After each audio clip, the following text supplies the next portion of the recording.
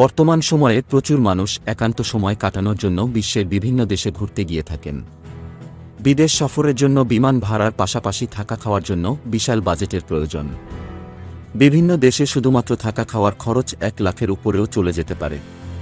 কিন্তু ইউরোপে এমন অনেক দেশ আছে যেখানে পর্যটকরা মাত্র 50,000 টাকায় নিজের পরিবারের সঙ্গে ভ্রমণ করতে পারবেন।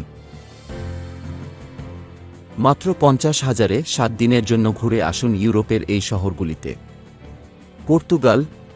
পর্তুগাল তার সুন্দর সৈকত, সুস্বাদু খাবার এবং সুন্দর গ্রামাঞ্চলের জন্য বিখ্যাত।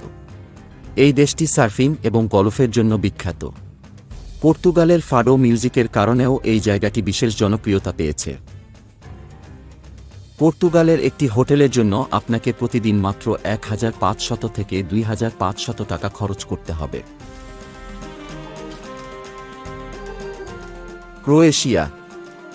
ক্রোয়েশিয়া সমুদ্র সৈকত, নীল জল এবং দর্শনীয় দ্বীপ বেষ্টিত একটি দেশ।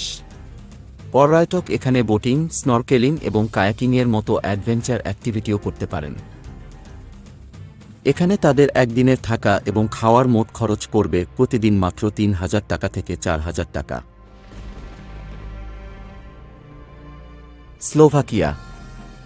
স্লোভাকিয়ার পুরানো রাজকীয় প্রাসাদ, ব্রাতিস্লাভা এবং সুন্দর পর্বত এখানে আকর্ষণের মূল কেন্দ্র।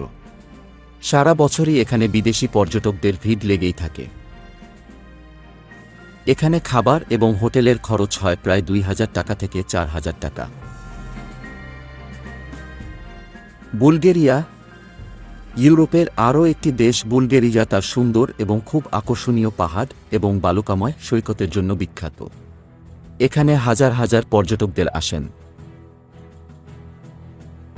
এখানে খাবার এবং থাকার জন্য দৈনিক বাজেট মাত্র 1,500 টাকা থেকে 2,000 টাকার মধ্যে।